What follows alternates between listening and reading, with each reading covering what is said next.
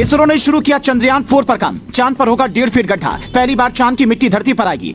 Japan बनाएगा rover, Bharat बनाएगा lander. NASA और यूरोपियन स्पेस एजेंसी ने भी कह दिया हम भी देंगे साथ। इस बार की चुनौती होगी अलग, सफल लैंडिंग करवाएगा भारत। जापान की 2 महिला वैज्ञानिक निभाएंगी बड़ी भूमिका।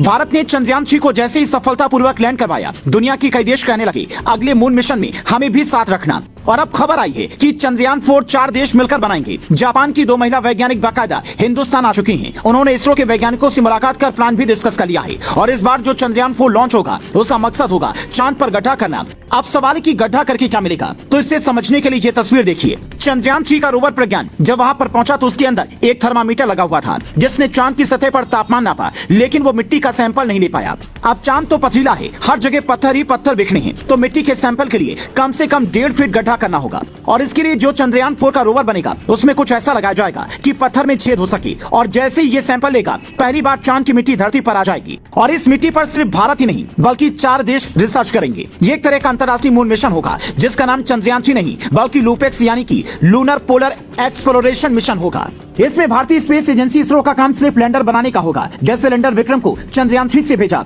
ठीक वैसे ही चंद्रयान 4 को चांद पर भेजने की जिम्मेदारी भारत की होगी। इसके अलावा 3 बड़ी स्पेस एजेंसियां इसके पार्ट्स तैयार करेंगी, जिसमें पहला नाम है जापान की स्पेस जैक्सा का। यह है जापान की वैज्ञानिक इनोउ हिरो का। और ये है फुजिओका नात्सु। इनकी पूरी टीम मिलकर चांद पर उतरने वाला रोवर बनाएगी। जो रोवर प्रज्ञान भारत ने बनाया उससे काफी अलग रोवर बनाना जापान के जिम्मे है। रोवर के अलावा रॉकेट भी जापान ही बनाएगा। जापान के बाद दूसरा नाम है अमेरिकी स्पेस एजेंसी नासा का। इसका काम है ऑब्जर्वेशन इंस्ट्रूमेंट्स बनाना, मतलब चांद पर क्या क्या पता लगाना है, कौन कौन सी मशीन लैंडर और रोवर के साथ जाएगी, ये नासा तय करेगा। नासा के बाद तीसरा नाम है यूरोपियन स्पेस एजेंसी ESA का। इसका काम है नासा के साथ मिलजुल कर कुछ ऐसी मशीन बनाना जिससे चांद के बारे में ज्यादा से ज्यादा जानकारी जुटाई जा सके। मतलब ये मिशन इस बार 615 करोड़ का नहीं बल्कि हजारों करोड़ का होने वाला है, क्योंकि भारतीय वैज्ञानिक तो सस्ता और अच्छा लैंडर बना देंगे, लेकिन जापान, अमेरिका और यूरोप का मिशन कभी सस्ता नहीं होता है। तो सवाल ये है कि ये मिशन लॉन्च कब होगा। अभी इसरो के वैज्ञानिक चंद्रयान 3 के प्रज्ञान और विक्रम के जगाने का इंतजार कर रहे थे। 22 सितंबर को दोनों को जगाने की कोशिश भी हुई, लेकिन सिग्नल मजबूत नहीं मिला। तो ऐसे माना जा रहा है कि अब दोनों का काम पूरा हो गया है। उन्हें जिस मकसद के साथ भेजा गया था वो पूरा भी हो गया है। अगर वो जा गए तो कुछ और फायदा मिलेगा, वरना अपना मिशन मून कंप्लीट है।